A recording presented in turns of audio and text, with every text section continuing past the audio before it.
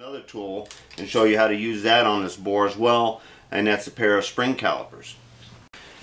Okay, I actually brought two pair of spring calipers, and this one here is a set that is bent and offset this way so that you could come in and reach inside a bore with a boring bar in here. If you were doing like a line bore or you weren't able to remove your bar, you could get in and measure that. Now I'm going to go ahead and I'm going to use this just because some people think it's a little bit more challenge than using the straight spring calipers, but both of these are used exactly the same.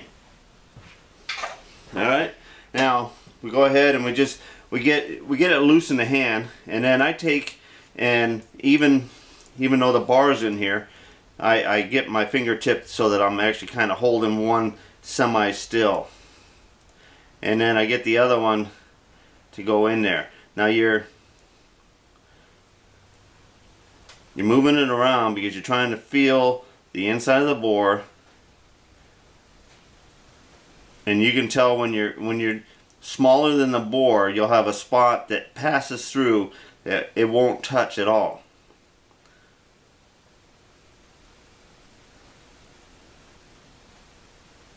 And then you'll find that spot where it just barely starts touching. And the bore's round, so it doesn't really matter what you go in where you're comfortable at. You got to be real comfortable on this because it's a feel. You know, this is before, these kind of tools here is before the spindles and the micrometers and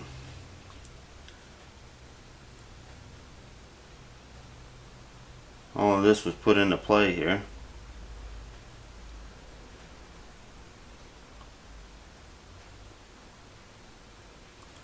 Alright, I got a good feel in there, so I'm actually holding this in here and you're rocking back and forth and you get that in there. Now, taking these, and you hold these loose like this, but the same thing. I hold my finger in here so that I can actually pivot that part there and get the feel here on this side here.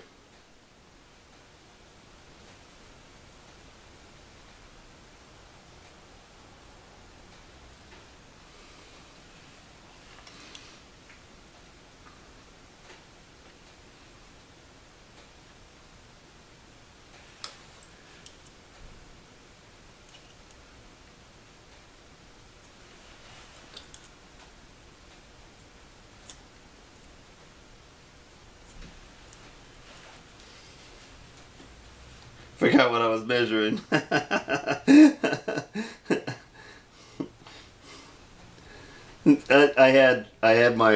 I had the number 2440 in my head there, and I go, whoa. We're not doing a finished dimension here. We're actually comparing and we're reading what the other silly micrometer was saying and what the bore really is. All right, so what I'm reading here is 2 inches. 406 and 3/10. I don't know, was that about where we were? Yeah, we're in that ballpark. I had forgotten. I got to shooting the shit, but anyway, that's how you use the spring calipers as well. So I mean, there's many different ways to get in here and measure short little registers. Alright, and you know, of course, the narrower they are, the harder it is. And out of my experience, and I don't care if you have the $20 set or if you have the $220 set, these are not always a guarantee of giving you the dimension that you want when it comes to a bearing fit. Please don't get in the habit of using these. These are a reference tool. I mean, you see them in my hand all the time because I do a lot of referencing, but these are reference tools.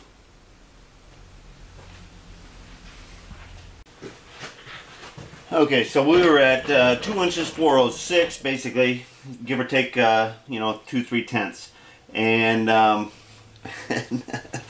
still get, it was flashing into my head there. You know, I'm going, where's that 440? You know, I'm all messed up here now, and you know, because here I was about a tenth over what my other two instruments were measuring. So anyhow, we're gonna go ahead and we're gonna crank in a little bit here, and we're gonna make sure that we're back on dial. We haven't moved anything,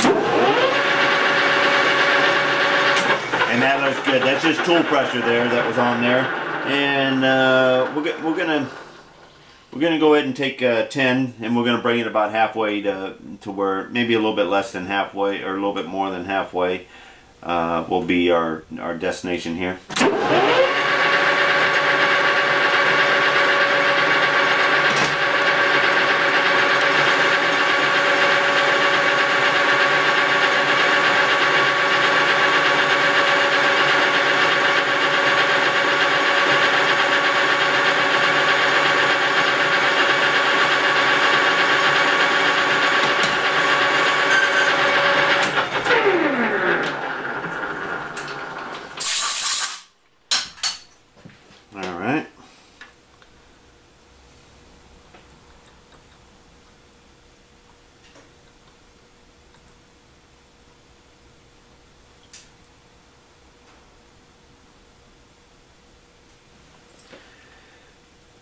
And we're at 425.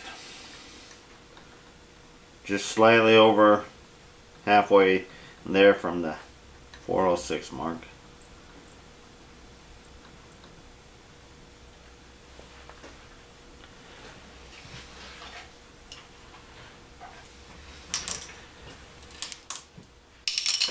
Alright, I'm going to go ahead and pop the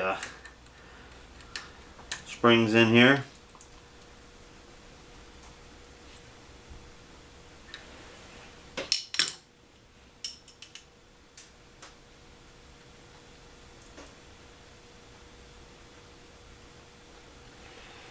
Alright, 425 and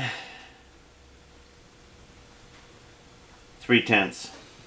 Okay, we're going to go for the tightest side of the setting here, so we're going to go for that 2 inch point 396. Oh, let's go 2.4396 minus, and we measured that at 2.425 3/10 equals 14.3 divided by 2 equals 7 thousandths and a tenth left over. So let's go ahead and we're going to dial in 7 on this cut here. Now when I'm going for a finished cut and I have all the backlash that this machine has, you've seen it all move and everything else, and I'm going for a finished cut. Everything has always been under the same pressure, and then I had a couple fine, minute cuts. When I go for my finished cut, I go ahead and I get it set up just before my bore, engage the speed, engage the feed, because the feed engagement on this machine will make it jump more than it needs to go. And sometimes actually I use that to the advantage. Sometimes I'll come up and I'll back up, and if I'm going to take a spring cut and then I cram it in gear a little bit firmer than I normally would creep it into gear or engagement, and it jumps a little bit more. So I mean, I talk about learning your machine or not, but this is how I would go for this. This is a bearing fit. I'm going to go for my final cut, and it's going to be 7 thousandths per side.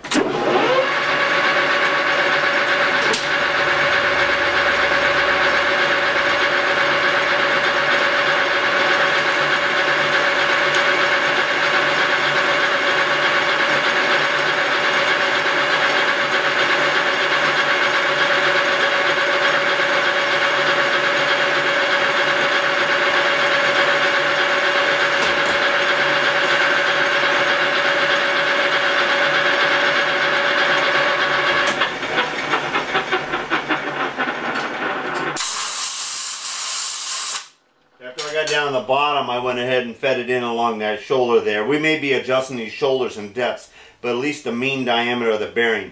Every bearing has got a little bit of a radius in the back there, so you got a little bit of room to play in there, even if you have to come back in and touch it, that kind of thing. But you always want to make sure that you do leave enough radius either for a shaft mount or a sharp enough inside corner there to take the bearing itself. All right, let's measure, just either get relieved or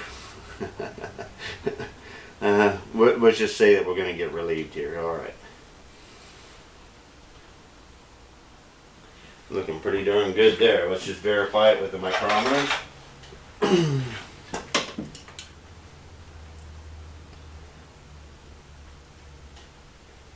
And we're at 439.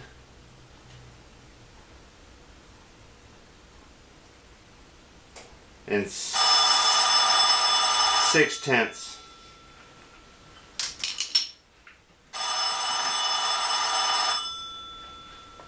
Awesome. Alright, now we're going to go ahead and we're going to go for this diameter here. So we're going to switch back over to our high-speed tool bit here.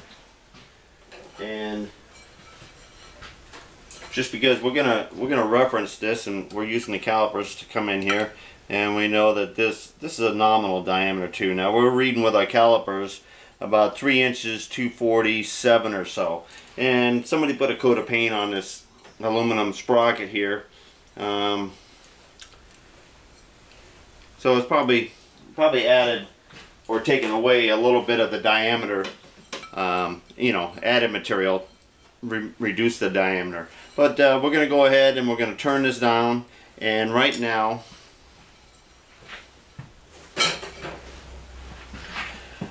and this is a Mitch Toyo 3-4, and this also is a micrometer I've had since back in the early, probably 82, 83, somewhere in that area is when I picked it up. It still has the original green hammered finish on it, and this is my calibration tag that was taped on around there, and it's it's pretty old, but I never took it off.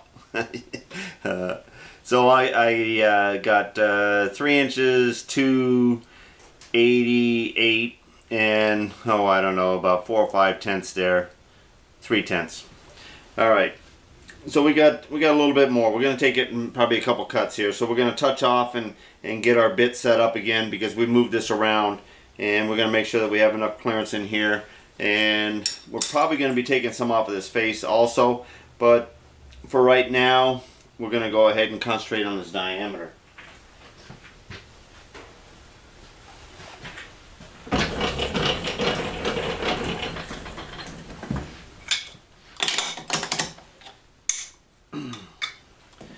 And we're just kind of like looking at our angle here on our tool bit, and that looks pretty good to me. Alright. Alright, just double check, make sure. I don't want to get too carried away, and we're just about 1 inch 80 thousandths or so.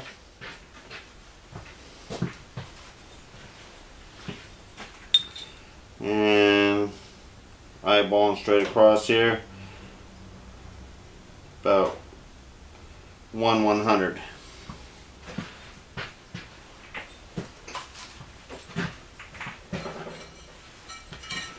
And now we're looking, and it's radius slightly, but it's got to be pretty sharp in there. All right, and also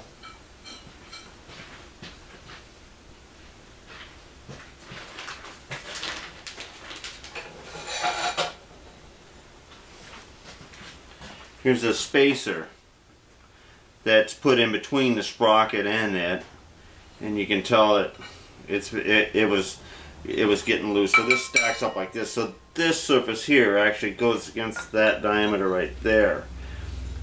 So we're going to be looking at that too. We may actually have to make one of these. And we also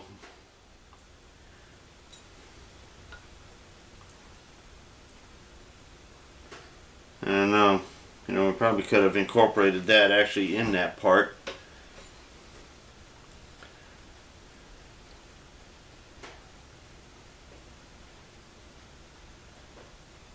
but we're safer to keep everything stock as it is.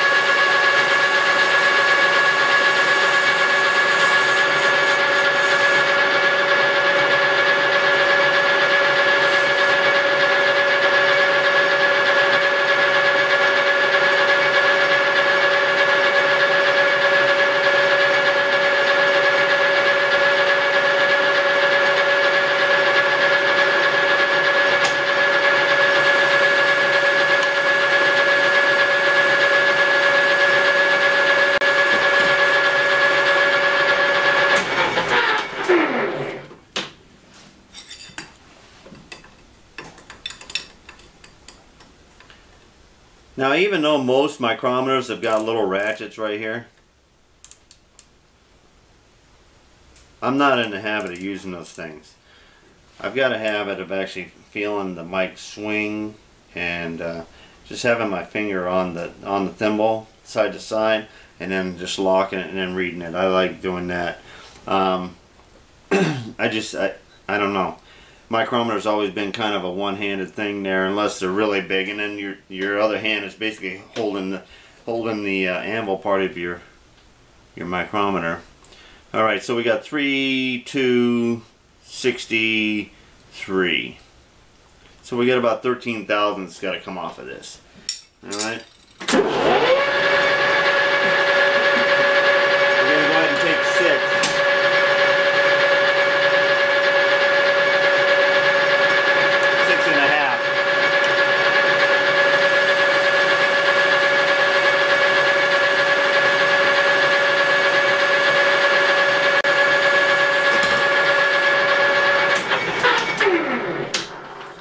We brought it out and back so that we wouldn't drag it.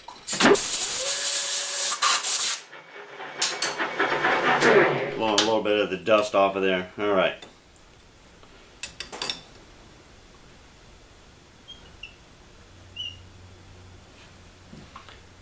And we're 3 inches, 250. And 2/10.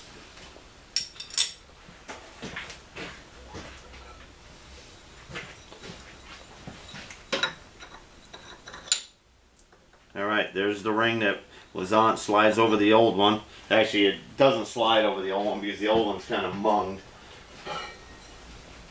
And here's the sprocket.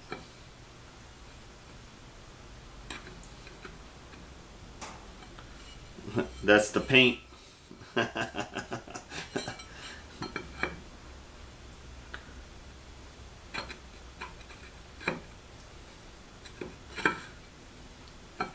We'll have to massage that just a bit there.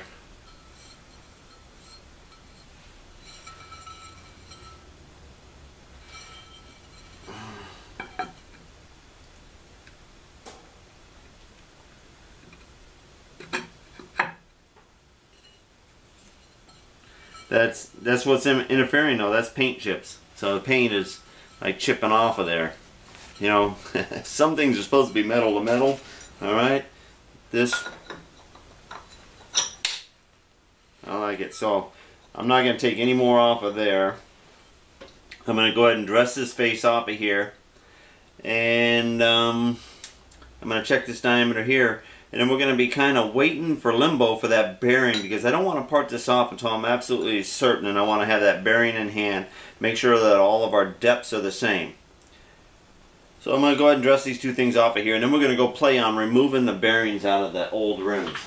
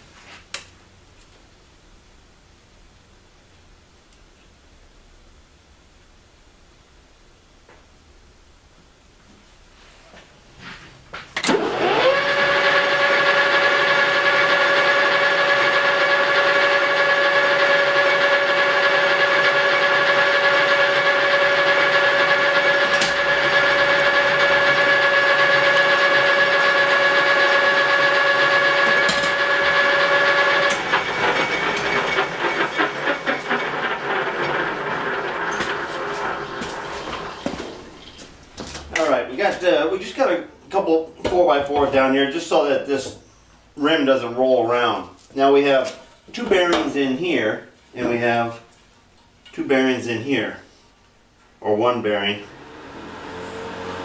maybe two and one.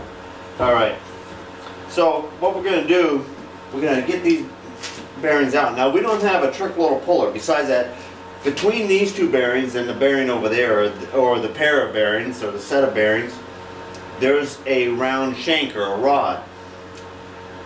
So you really can't get something in there behind the bearing and tap it. And you really can't get actually I don't have a small expandable inside slam hammer type tool. So what I'm going to do is I'm going to take a round rod, and we're going to place the round rod through the bore, and we're going to hang a ground clamp on here, on this side here, so that the clamp itself is right on the material.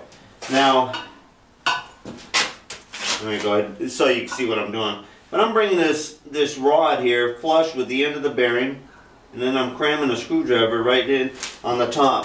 So then I know the rod is coming through that bore straight in line. Now I'm going to fire off the welder here, and I'm going to heliarc a bead on each side of that. This is the diameter that we actually need in there is like 970, 980, something like that is the bore of the bearing. So the closest thing I really had to it was 3/4 inch round. I looked around, and at one time I did have some 15/16 or something like that, and it would have been more ideal. But by keeping it straight in line and keeping my tacks towards the outside there, will almost be straight in line. We're not talking about a whole bunch of weld that we're going to need to put on there. I think these would tap out fairly easy. At least we're gonna give it an attempt. There are rubber seals on here, and it's probably going to get hot. It's probably going to smoke and things like that. In fact, actually, I'll go ahead and get a little fan going on here now, just so it starts getting drafted anyway.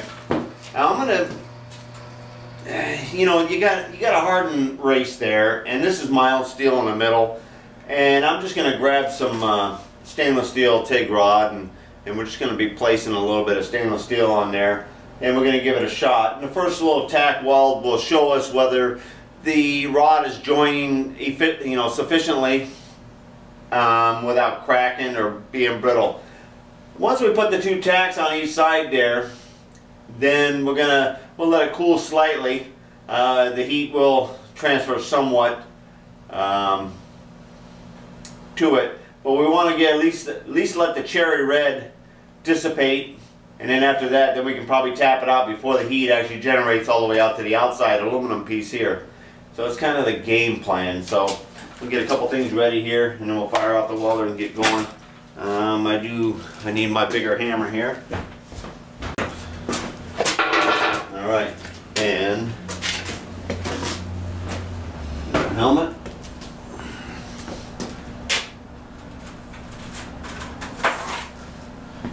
Use a stainless rod.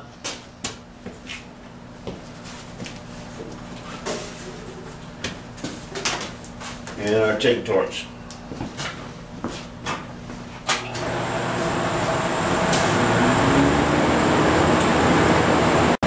Okay, nothing real fancy.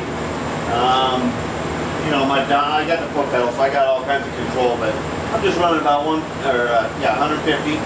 on the pedal there, just make sure I got a good igniting.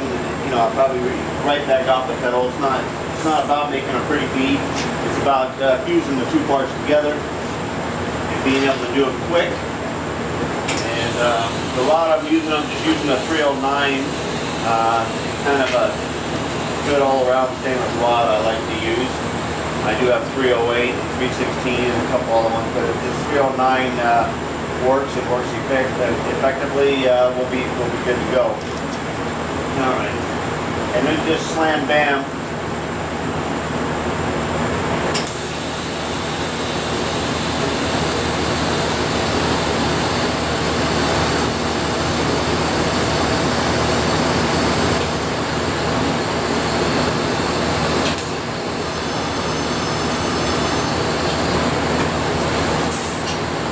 I do have to get that, nobody's home. All right.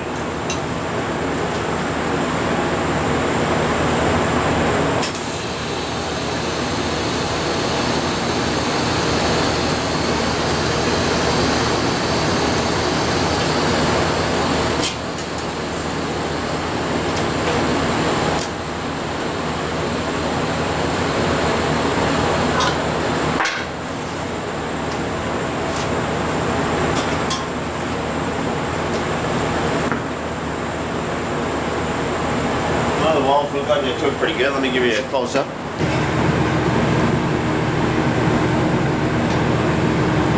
Alright, nothing fancy, nothing to write home. But both of the welds almost pretty well straight across from each other, so they should give us straight support. And so we're going to give a shot tapping this one out.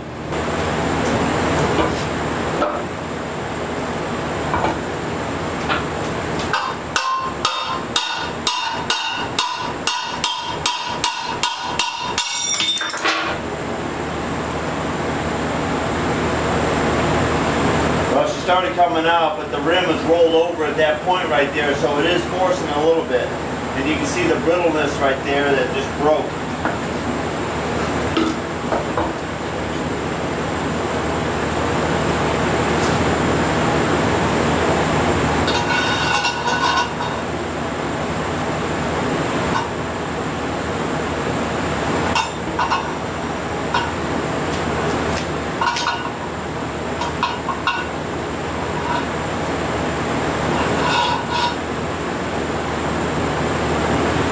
Okay, we're going to just sand and grind that clean there. As you equally have to.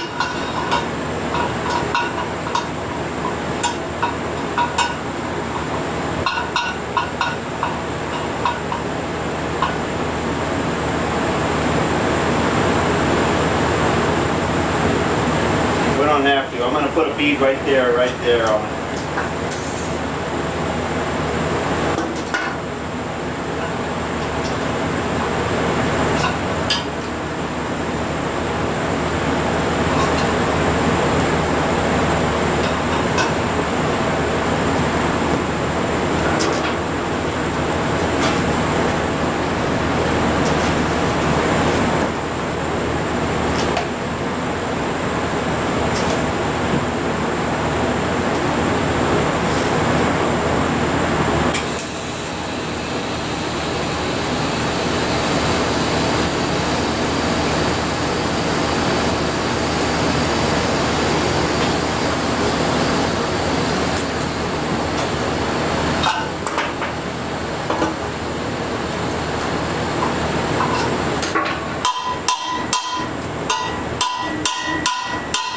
around.